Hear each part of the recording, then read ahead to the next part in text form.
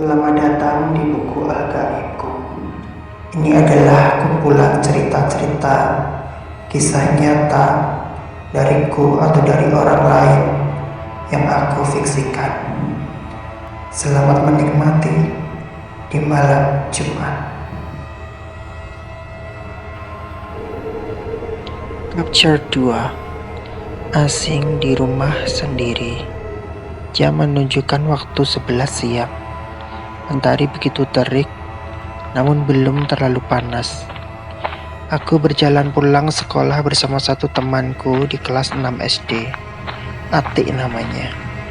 Rumahnya terpaut 4 rumah dari rumahku. Aku berhenti di depan rumahku dan Atik melanjutkan kepulangannya. Di depan muka rumah, aku melihat ke arah dalam. Dari tempat aku berdiri ini, sebenarnya hanya terlihat atap rumahku saja, karena bentuk rumahku seperti masuk ke dalam tanah. Lebih rendah dari jalan umum, tapi aku masih bisa melihat jendela kaca dan dalamnya yang gelap hanya tersinari satu garis sinar matahari yang menembus genting kaca di atap rumah. Pintu rumah dari kayu berwarna coklat dan masih tertutup. Aku sudah bisa menebak pasti ayahku belum pulang dari warung. Dan 4 kakakku juga belum pulang dari kegiatan mereka masing-masing. Ada yang sekolah SMP, ada yang sudah bekerja. Seketika aku menghela nafas, ingin masuk ganti baju, tapi aku begitu merasa ketakutan untuk masuk rumah sendiri yang dalam pandanganku terasa mencekam. Alhasil aku menunggu ayahku pulang ke rumah. Aku memanjat pendek pohon apel sawo yang berada di depan rumahku. Sebelah kanan dengan masih menggunakan seragam SD merah putih lengkap dengan sepatu dan tas. Depan rumahku terdapat 3 pohon apel sawo besar dan 1 pohon jambu air besar.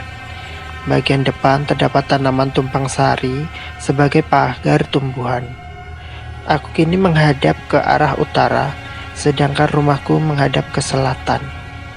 Di sana terdapat sumur yang terlihat tua, entah itu sumur baru yang dibikin oleh orang tuaku atau dari dulu sudah ada di sana. Di area sumur itu daratannya lebih rendah lagi dari rumahku. Kulihat ke arah langit, awan putih bergelantungan, angin semilir menerpaku, dan dedaunan sekitarku pun bergoyang. Renyek-renyek. Suara perutku lapar mulai berbunyi. Ayah dengan mengendarai motor sialingnya yang rusak-rusak itu datang. Hatiku sebagai anak kecil begitu bahagia. Akhirnya ayah pulang dari warung ibu dan membawakanku sebungkus nasi sambal dan telur dadar. Kami pun masuk ke dalam rumah. Udara di dalam rumahku terasa lembab dan dingin. Mungkin karena bentuk rumahku yang lebih rendah dari jalan umum, seperti masuk ke dalam tanah. Entahlah. Setelah selesai ganti baju, sholat zuhur, dan makan bekal yang dibawa oleh ayahku, aku mengambil mainan yang berada di dalam ruangan menuju ke kamar mandi bawah tanah. Sebenarnya aku takut sekali untuk masuk ruangan ini. Meskipun aku tidak melihat ke bawah tangga yang menuju ke kamar mandi bawah tanah yang gelap dan hanya bercahayakan lampu bolam kuning orange 5 watt seperti jalan menuju goa. Namun bagaimana lagi? Orang tuaku menaruh sekardus mainanku di sana. Kulihat ayahku berada di teras memperbaiki motornya. Di sekelilingku 4 kamar tidur tertutup rapat. Aku coba mencari alat yang bisa kubuat untuk mendorong pintu ruang kamar mandi bawah tanah tersebut dari jarak jauh agar terbuka dahulu. Tapi tidak ada yang bisa kupakai. Akhirnya kuberanikan diri untuk mendekat ke ruangan tersebut dan mendorong pintunya, kemudian aku secepat mungkin berlari ke teras rumah. Setelah kulihat dari luar, pintu sudah terbuka dan aku bisa melihat sekotak kardus mainanku di sana. Tersinari segaris cahaya matahari dari atap. Aku menghela nafas kembali karena tidak ada apa-apa yang terjadi. Dengan gerakan cepat lagi aku mengambil sekardus mainanku dan menutup pintu ruangan tersebut. Sore itu ayahku mulai pergi keluar rumah dengan motornya. Dan tinggallah aku sendirian masih bermain dengan sekardus mainanku. Keempat kakakku masih belum pulang juga. Aku berpindah tempat untuk bermain dari ruang tengah rumah ke area teras yang tertutupi oleh tanaman pagar tumpang sari. Di sini aku merasa aman dan tidak takut. Cahaya matahari mulai bersinar dari arah barat menerpa tiang-tiang dan lantai rumahku yang berwarna kuning. Di tengah permainan, aku merasa ingin kencing. Namun aku takut untuk masuk rumah kembali. Karena sudah tak tertahan, akhirnya aku beranikan diri lari ke kamar mandi kedua. Kamar mandi ini melewati ruang tengah, musola, dan dapur. Aku berlari agak kencang dan menghidupkan lampu kamar mandi berwarna putih. Di kamar mandi ini, aku tidak terlalu takut karena aku sering memakainya. Begitu juga dengan kakak-kakakku. Jarang ada yang mau pakai kamar mandi bawah tanah. Selesai kencing, aku keluar dari kamar mandi dan melihat ke arah timur.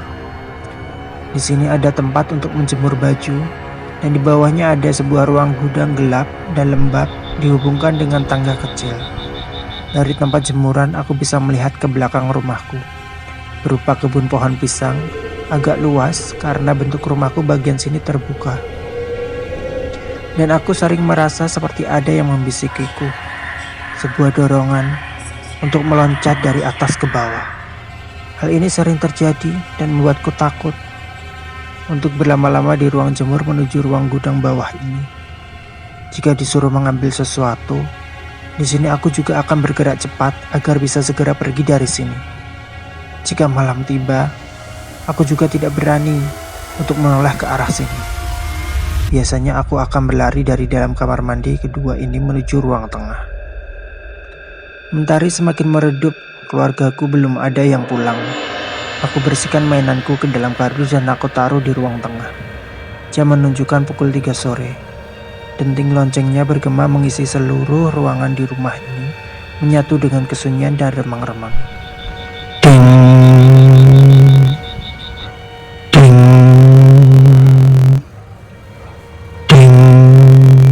Suara jam dinding kuno yang terbuat dari kayu dan masih ada bandul yang mengayun ke kanan dan ke kiri. Mungkin ini jam antik, karena ayahku juga pernah berjualan barang-barang antik. Takut-takut namun aku beranikan diri karena ada acara TV kesukaanku. Di ruang tengah aku hidupkan televisi jadul yang masih berlayar cembung hitam putih dan mencari channel yang diputar untuk mencari acara televisi kesukaanku di TVRI, yaitu Unyil Usra. Aku tiduran di lantai sambil menonton acara ini. Sebelah kiriku tepat pintu dapur. Angin terasa sepoi menerpaku dari arah dapur. Nafasku mulai santai sambil menikmati acara televisi dan melupakan segala hal yang aku takutkan di rumah ini. Selang beberapa waktu tiba-tiba sekujur badanku terasa kaku, tidak bisa bergerak. Ada apa ini? Suaraku dalam hati karena mulutku pun tidak bisa terbuka. Mataku bisa berkedip namun aku tidak bisa menutupnya lama.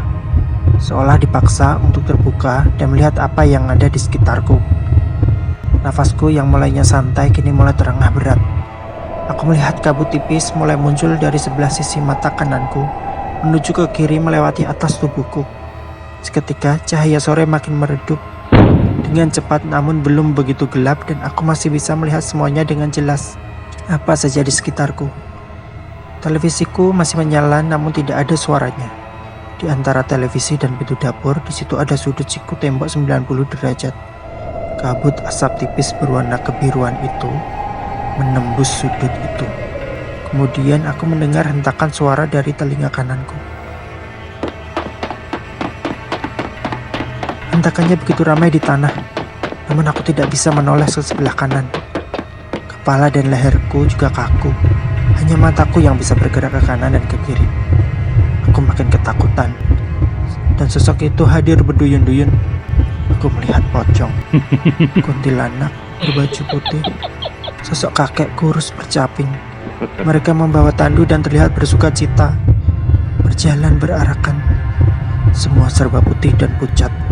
Mereka melayang, tidak menapak tanah dan menginjak tepat di atas tubuhku melewatiku. Berjalan berduyun-duyun menembus sudut siku di tembok tadi. Begitu banyak dan panjang hingga aku sangat ketakutan. Aku tidak bisa menutup mataku untuk tidak melihat mereka semua. Kejadian itu terasa begitu lama, hingga mereka semua selesai menghilang sampai baris terakhir menembus tembok beserta kabut asap kebiruan tadi. Seketika sekujur tubuhku bisa bergerak kembali. Aku terbangun. Dan ibuku sudah pulang dari warung dengan sisa jualan yang tidak laku, berjalan masuk melalui teras. Aku masih terengah-engah dan merasa takut. Aku hanya bisa diam dan tidak menceritakannya kepada ibu. Bersambung ke capture berikutnya. Jangan lupa subscribe channel ini. Kalian juga bisa membaca dan berimajinasi cerita hororku di Karya Karsa. Link ada di kolom deskripsi. Begitulah ceritanya. Selamat malam, selamat tidur. Semoga mimpi buruk mendatangimu.